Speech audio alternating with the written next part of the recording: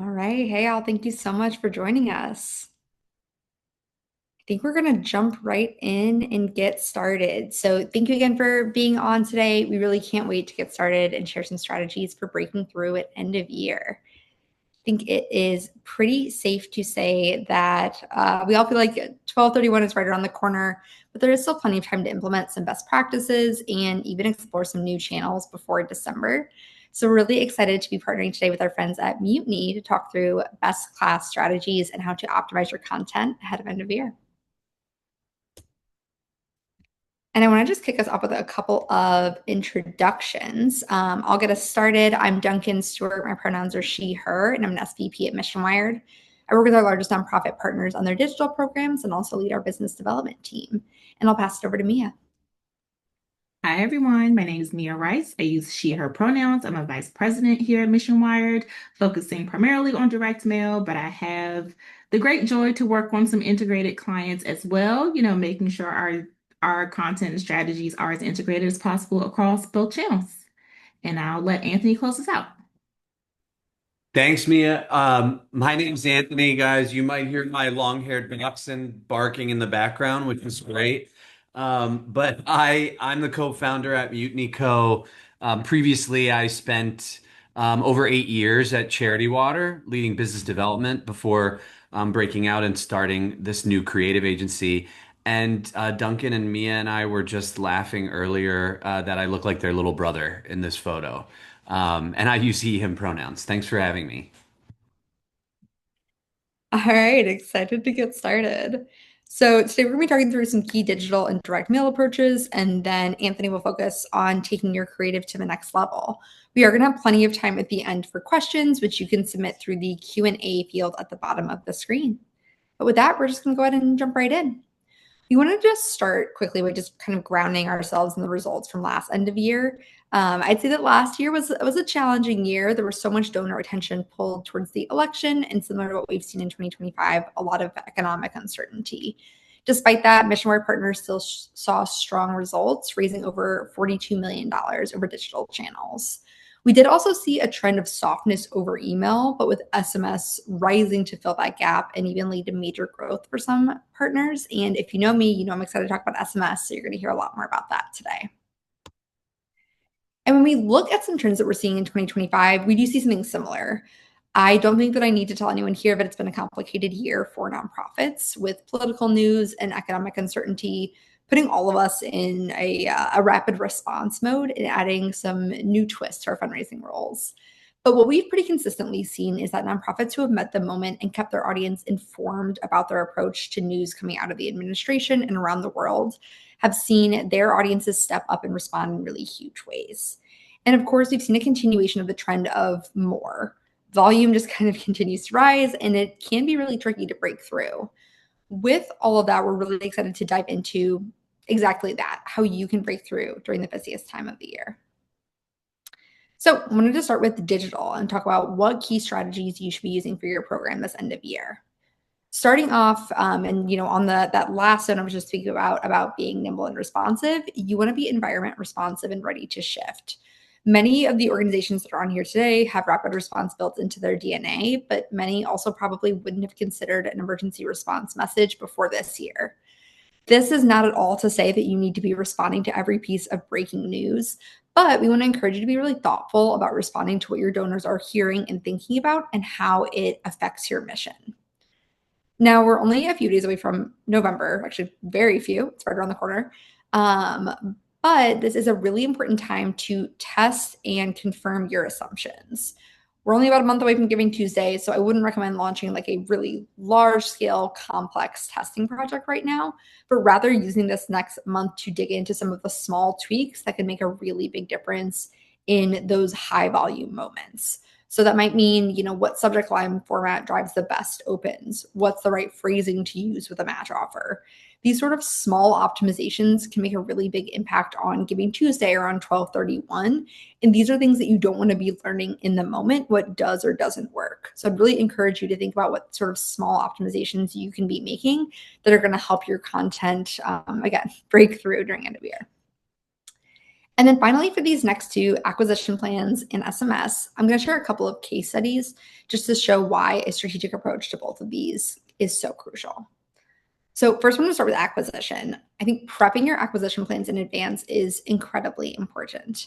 This is a really key time to onboard new supporters when you have so much urgency and some opportunities like matches behind you. One really great source of acquisition is MissionWired's digital co-op. And for one member organization, their really consistent investment helped them grow their list and ensure that they went into end of year with engaged and really motivated supporters. They doubled down on their investment during end of year so they could ensure they were bringing on new modeled supporters during that most urgent time. And by doing this sort of strategic investing right before and then right after Giving Tuesday, they saw a 531% return on their December investment, and also that 60% of their total email revenue came from names that they acquired via the co-op.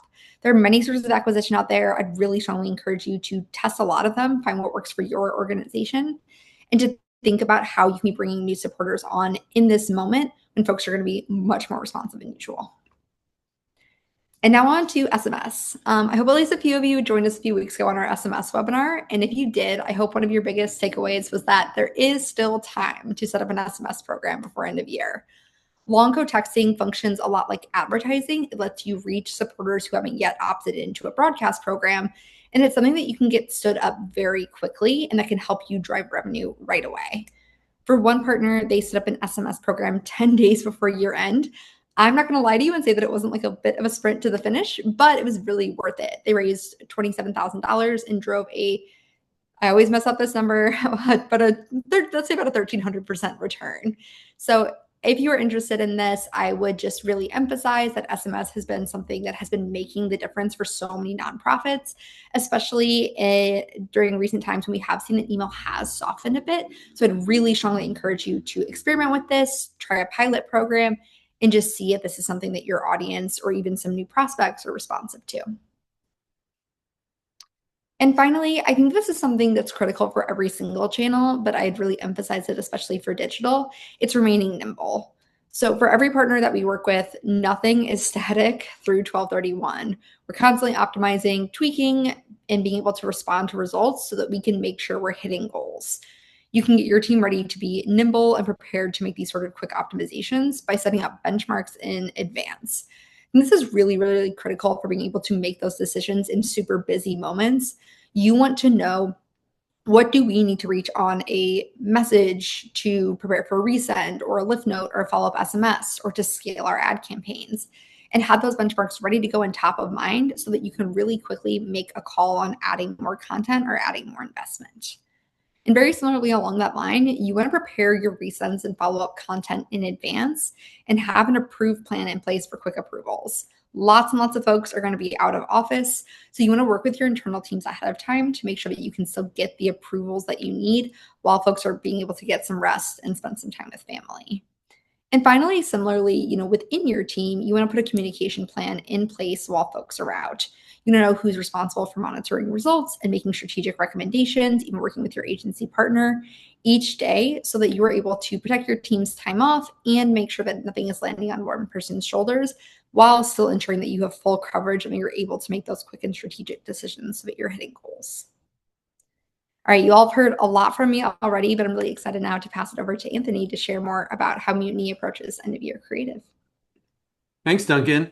Yeah, we have a few tips and tricks here from, both our long tenured experience at Charity Water, but what we've been doing with a lot of our clients and what's been working really well. So this first one, it's very related to the staying nimble approach that Duncan was just referencing, but a big thing when it comes to creative and messaging at end of year is really keeping it simple.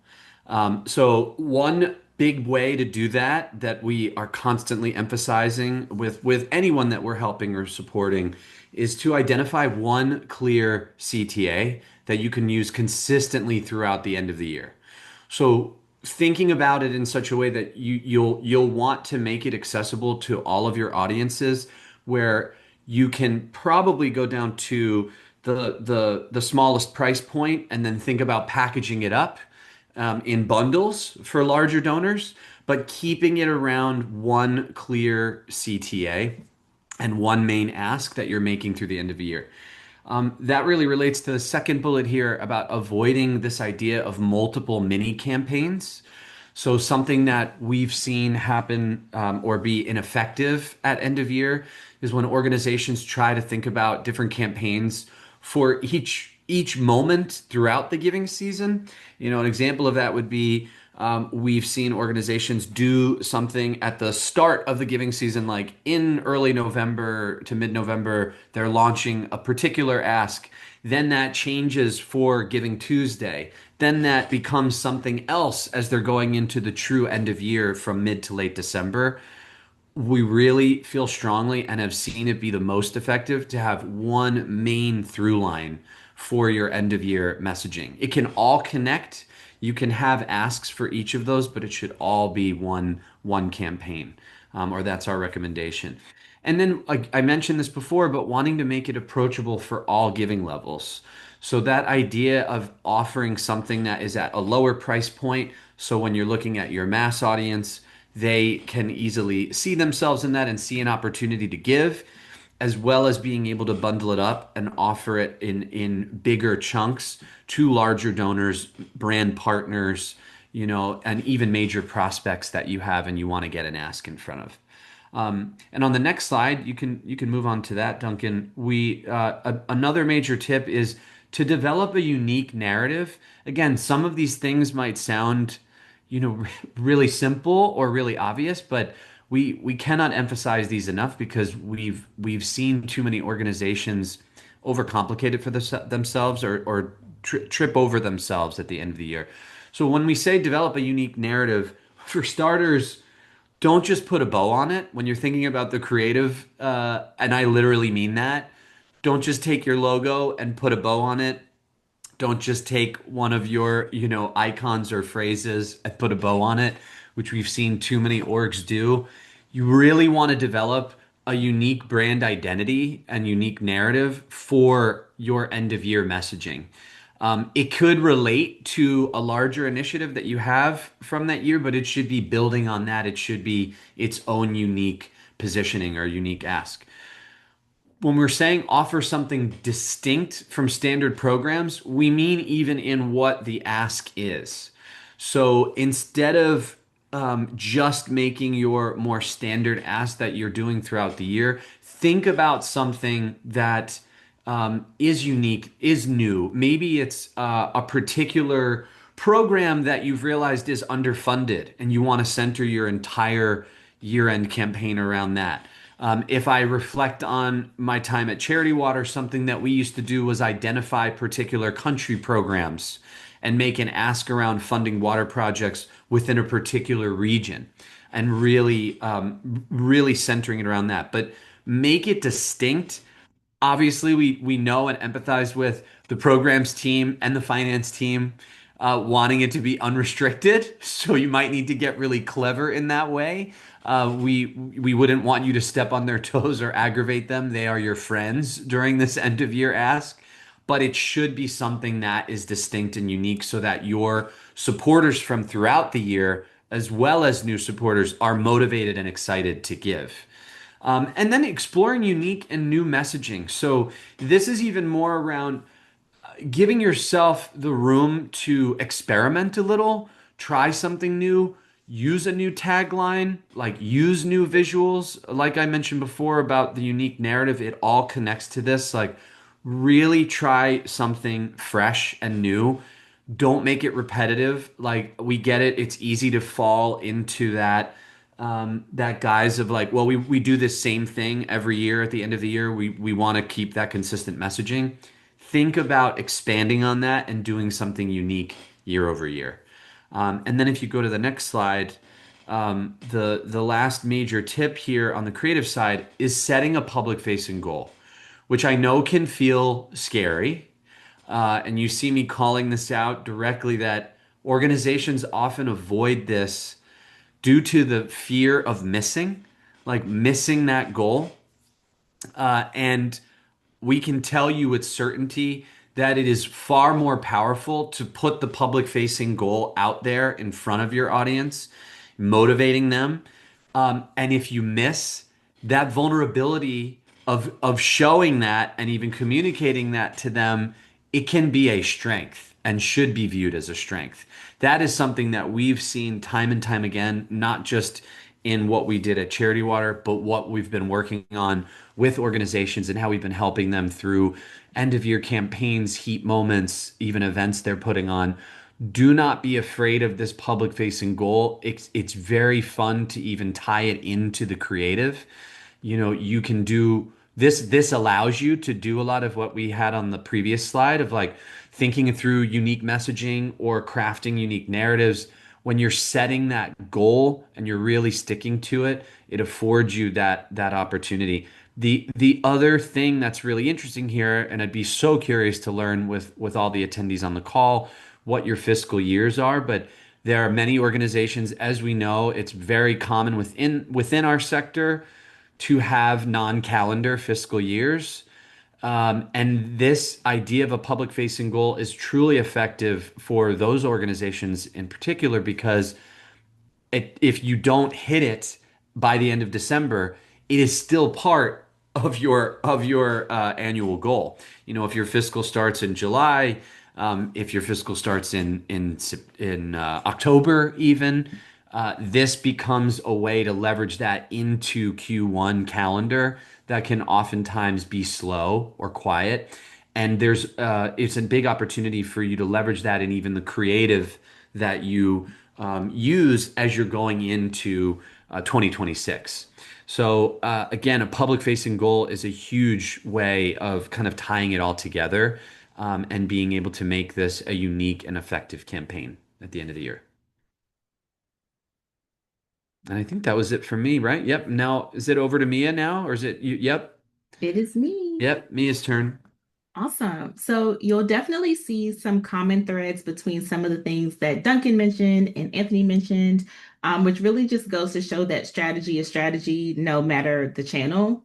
But as Duncan also said, November is tomorrow, more or less. So strategic planning for direct mail started in July. A lot of folks are probably dropping their first mail pieces in the next few weeks.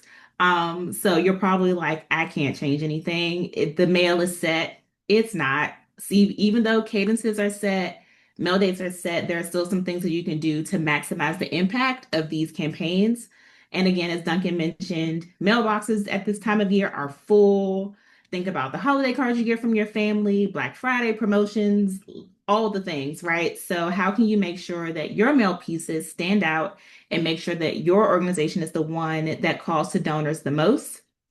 So the big thing that I can think of is thinking about the donor experience at this time of year, and how that is related to some of the content strategies and this creative. So think about what are some of the things you've been communicating to your donors up until this point?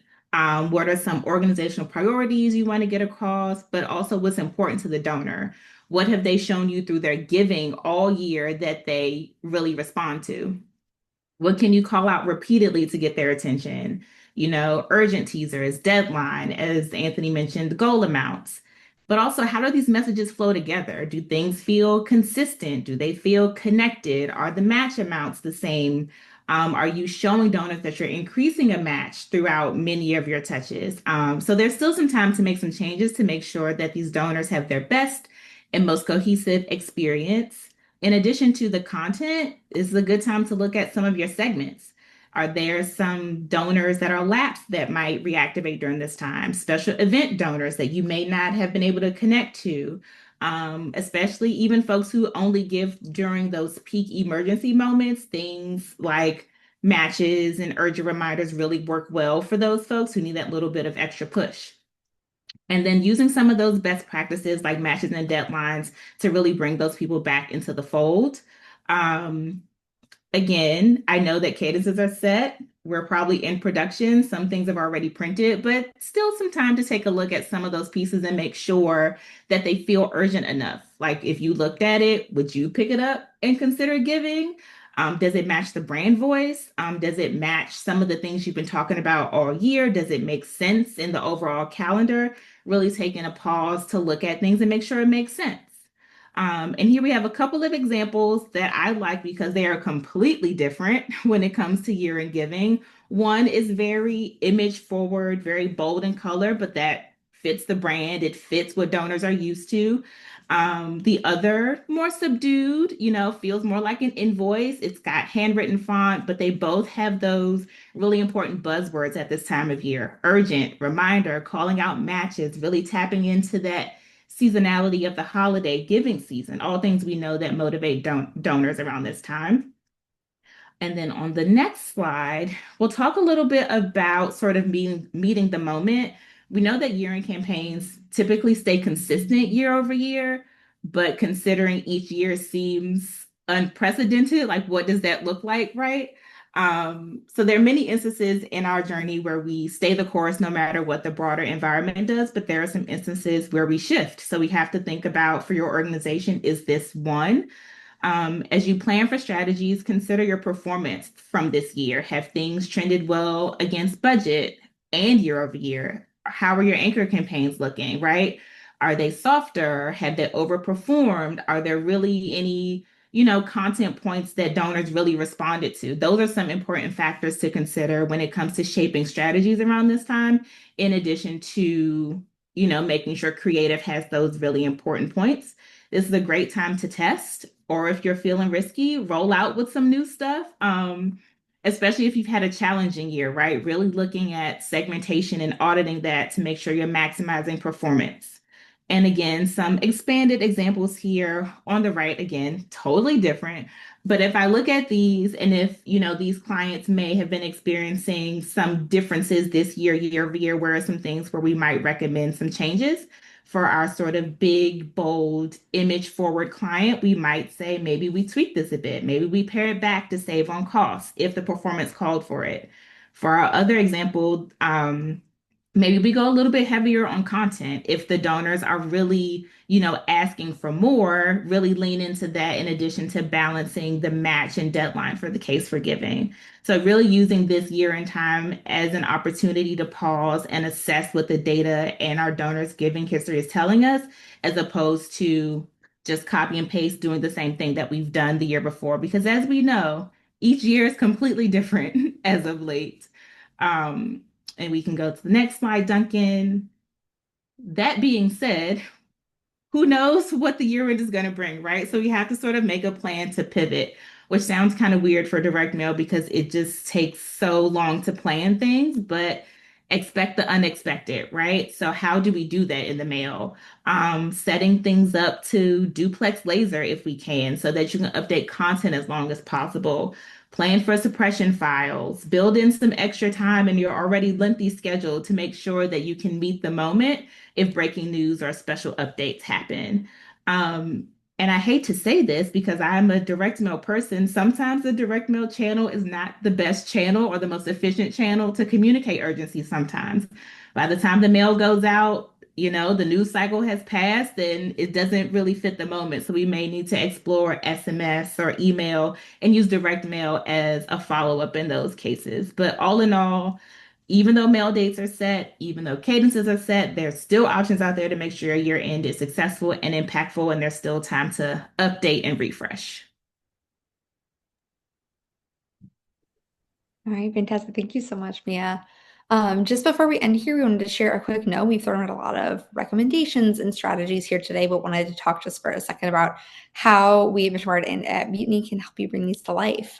So if you're looking to partner with MissionWired, we'd love to help on your full direct response program, acquisition, reactivation, and long code SMS via our digital co-op. And we're also offering for a limited time some creative audits ahead of end of year if you want to know how to implement some of those optimizations we talked about, or even set up a testing plan to make sure that you go into Giving Tuesday with the strongest possible content. Pass over to Anthony to talk about what Mutiny can offer. Yeah, and just, we're, again, as a reminder, we're a full suite creative agency with even some strategy and fundraising chops that we can help with. These were just some examples of things that we'd be excited to work with you on.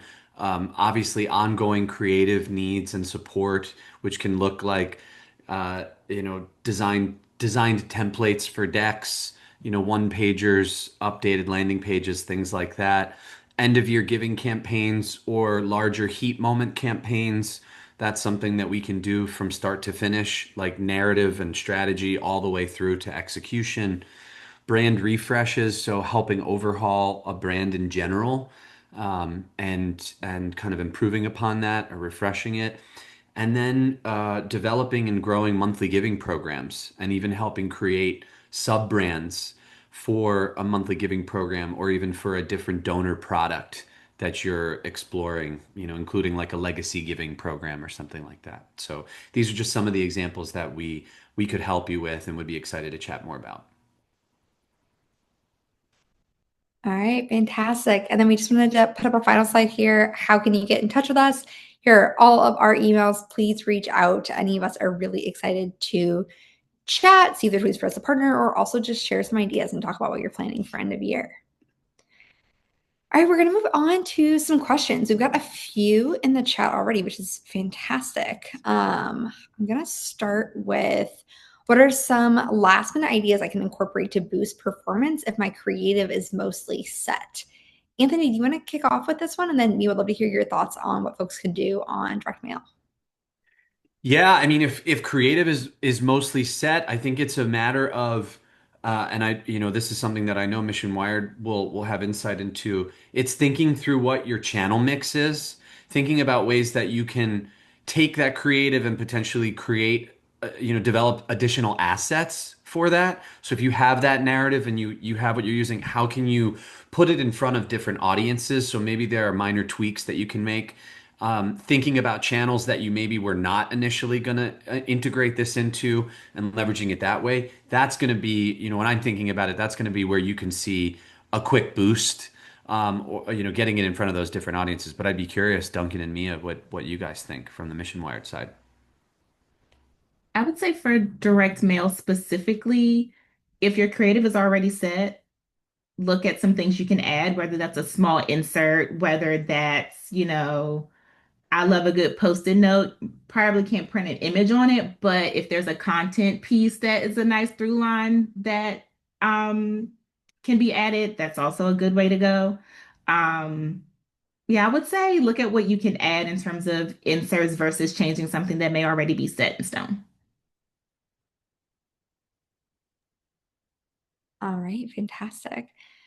And I would also just mention too, if your creative is mostly set, your plans are in place, one thing that you can always be working on is your acquisition. Who are you actually sending this to? What new audiences are you reaching? So work on ways to acquire more donors, be able to reach more folks ahead of end of year, and also look into reactivation, bringing some folks who have lapsed and gone inactive back onto your file. That is a incredibly successful tactic for organizations that we've worked with and Use Your Digital Co-op. They've seen up to 317% in, I think, 2 weeks. So reactivation is a fantastic thing to invest in ahead of end of year and put that finalized content in front of more people. All right, for a nonprofit new to SMS, hoping to launch a new program before end of year, what are the most important things to do first? That is a really great question. Number one, I'd say reach out to MissionWired. We're excited to help you with it. But what I would consider is your overall budget. What do you have available to spend and invest in? From there, you can think more about, are you looking to mainly target your existing house file, folks who have not yet opted into your broadcast SMS program, or if you don't have a broadcast SMS program, your donors, your prospects, folks who have already engaged with you, doing some appends to find their cell phone numbers and then reaching out to them via a long code vendor, including our product Mission SMS.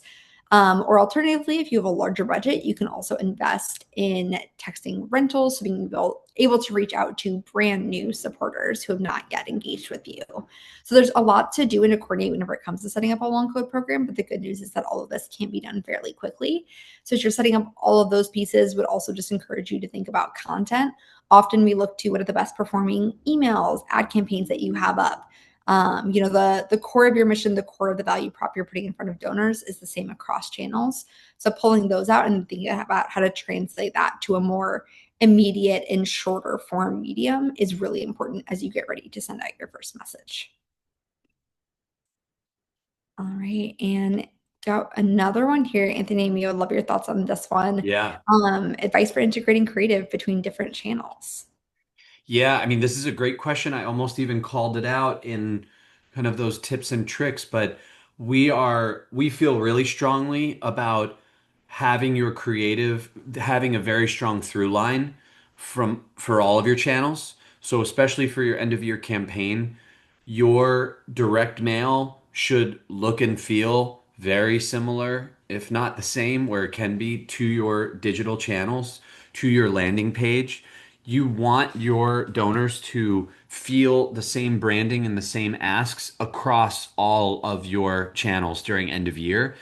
It is a good call out here about how to keep the balance, while playing into the different strengths of each channel. I mean, we just went through this exercise with one of our clients. It was actually pretty refreshing to look at their direct mail through new eyes, where even they themselves admitted that they hadn't really looked at it in a while, or they hadn't refreshed it in a while. And unfortunately, that tends to be the case with plenty of nonprofits, where there might be some minor tweaks to like pricing, but they're leaving a lot of their language and branding the same or standard. And we would argue there's a huge opportunity there to refresh it and make it match the underlying branding that you have within your end of year campaign that's digital. Again, a very simple way of doing that is oftentimes where, Mia just even had a screen up with it. We're very used to seeing like those check boxes or ways that people have different giving levels that they're selecting when they're getting direct mail, and what their that support is helping them do. It's easy to connect those levels to even what you're making an ask of online. If you're doing like a quippy way of like, it's, you're helping save this many cats, or this is one cat, this is a family of cats. Applying that same giving and level and messaging on your site, on your social channels, in your email campaigns, all of that is beneficial, because again, it's the repetition. Most of the time, there is some overlap where donors that are receiving your direct mail campaign might go to your website, might already be subscribed to your email newsletter list. The more they're seeing that same messaging, the more effective that it is, especially if they need a few touch points in order to give. So I cannot stress or emphasize enough the importance of having the creative connect very seamlessly throughout. And I'll just add to some easy ways you can do that if you're using stories, whether that be about animals or patients, if you're a hospital or something like that, making sure those stories are consistent. So again, if someone's getting a direct mail piece and an email, like they are seeing that same story to reinforce that case for giving repeatedly. I know sometimes it can be tricky with when mail drops, when email drops, especially when it comes to matches. Something that we've seen work well is sometimes presenting, like if a DM URL goes to matching, have it be a special match that matches what the match is in digital. So folks feel they're getting like a little extra. But definitely keeping the same look and feel throughout as much as possible, which can be hard because we can't have moving images in direct mail. But if there are special logos, again, if you're featuring specific stories, making sure that's consistent so folks feel like they're getting a cohesive experience no matter where they interact with you. Yeah, even the name of the campaign. Like if you have a Mhm. name for the campaign that you were excited about that you put digitally, and like maybe the creative is not breaking that far in terms of the graphics or imagery that you have on your direct mail, even just incorporating that name, or that one tagline is extremely helpful if it's, if you feel like you already have your creative set for direct mail in that way. So inserts, like Mia said too, are another great way to do it, where you can connect a call out to the campaign. If you already had your direct mail like set up a while ago, you can maybe do that through an insert as well. I'd add something, but I think that y'all covered it perfectly. And I think that that's a fantastic note for us. So thank you all so much again for attending. We were really excited to talk about end of year and hope that there was something that everyone who attended was able to take away and incorporate into their campaigns. Again, here you have our contact information up on the screen. Please don't hesitate to reach out. We are always happy to chat, connect, learn more from you. And just want to say thank you again for attending, and best of luck as you get into end of year. There might be Duncan, I don't know if we got a couple more that came in last minute or if we have time. Okay, yeah, we do have a couple minutes. Perfect. Let's see. There was one about what is your average turn time in setting up SMS for a program? Yeah, that's a great question. So that can really vary organization to organization, depending on, where you're at in your SMS journey, what the buy-in looks like from your organization, what your budget is available. But often for setting up long code, that can be just a few weeks if you're ready to jump right in and working with a vendor who is able to, get everything set up and ready to go. So that can be a fairly fast process, especially if you've got all your ducks in a row internally and are ready to get started. Thank you so much, Anthony. I missed that one. All right, fantastic. Well, thank you all so much again for attending. We really, really appreciate it and are excited to hear how it goes during the end of year. Thanks so much. Thanks, guys. So